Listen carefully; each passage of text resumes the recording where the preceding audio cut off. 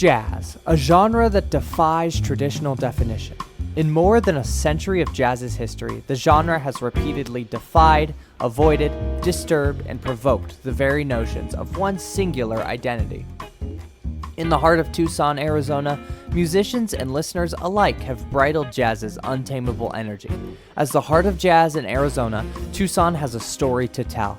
I sat down with Khris Dodge, an accomplished multi-instrumentalist and executive director of the Tucson Jazz Festival, to learn about the history of jazz in Old Pueblo. This is Rosemary James Stewart with everything you need to know about Tucson's colorful jazz scene.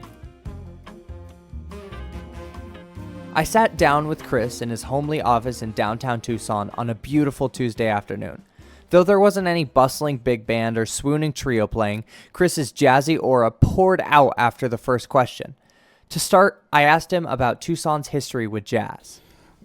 I think jazz has been a part of Tucson for decades, for sure. The Jazz Festival started 11 years ago, and preceded to that, there were a Jazz Society put on a lot of shows. So I would say it's been pretty present in Tucson from the late 80s, early 90s until now. When thinking about Tucson's jazz scene compared to that of other cities, I began to wonder about its recent popularity. Does Tucson too share Phoenix's dwindling club scene, or is it thriving in ways big band legends could only dream of in a desert like Arizona? Jazz definitely has increased in our town. We have a really good music town. Mm-hmm. You know, a lot of restaurants support live music throughout the year. A lot of venues support live music. We have great historic theaters in downtown. We have a class act jazz club in downtown Tucson now.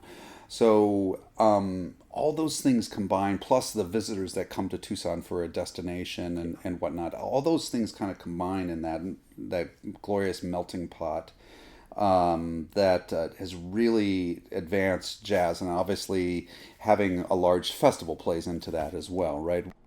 As Khris told me about how now, even compared to when he started at the Tucson Jazz Festival 5 years ago, more and more jazz artists were playing at bigger and bigger venues, I began to wonder, what makes Tucson's jazz scene so unique? It feels like a city to me. It has vibrancy and it has a soul to it. And jazz very much plays into that. If you've ever been to New Orleans, you walk into that city and you can feel that it's vibrant and it has a soul. And the music plays a big part to that. Yeah. What Khris said about Tucson being a city with soul made me think about the power that jazz music has to dictate the culture and attitude of a city. My next question was about the Tucson Jazz Festival, in which Khris is the artistic and executive director of. Something that a jazz festival or any festival can do is two things. It creates a vibrancy and an energy because of just the nature of the festival, and then it compacts a lot of the same genre of music all in a tight period of time. And so the beauty of that is that people that are fans of it, even if you're not, you can come to downtown Tucson during the festival and you can feel that vibrancy, mm-hmm. right? And for folks that may attend jazz music throughout the year, what they can do is they can go out to dinner and there might be a jazz musician playing at dinner, and then they can go catch a club show and they can see a jazz, and they can go to the Rialto Theater and see a big concert. Then after the concert, they could go back to another spot and see another show. They can get a lot compacted into one small amount of time, and that's it's a cool experience, especially for someone who's a big lover. And if you're not a big lover of the music, it could be just an entry point for any person that's just walking down the street. Hey, what's going on here? Let's check it out. The work that the Tucson Jazz Festival does to bring jazz to the masses is a large part of what makes Tucson so vibrant. Music is deeply personal, and to understand why the masses of Tucson flock to jazz, I also wanted to understand what makes jazz music so important to Tucsonians. Of course, I had to ask one certain Tucsonian what his favorite jazz song was. It's one that's more commonly sung, but I love it. I love just playing it, and I love treating it differently every time I do it. Mm-hmm. It's What a Wonderful World. Louis Armstrong made it famous posthumously, strangely enough. But